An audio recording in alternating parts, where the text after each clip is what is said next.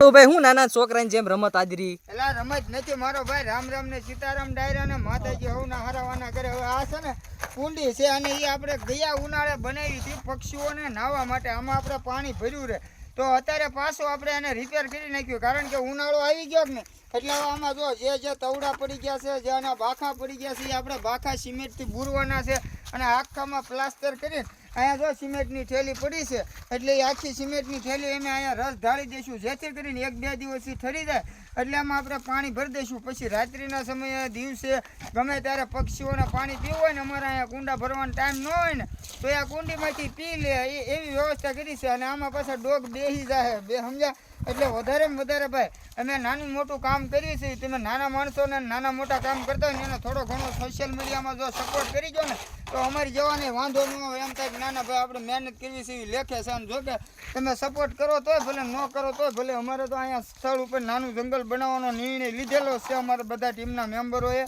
તો અવારનવાર બધા સપોર્ટ કરતા રહેજો, કોમેન્ટ કરી દેજો. રામ રામ ને સીતારામ ને કુંડી કેવી લાગી કહેજો પાછું.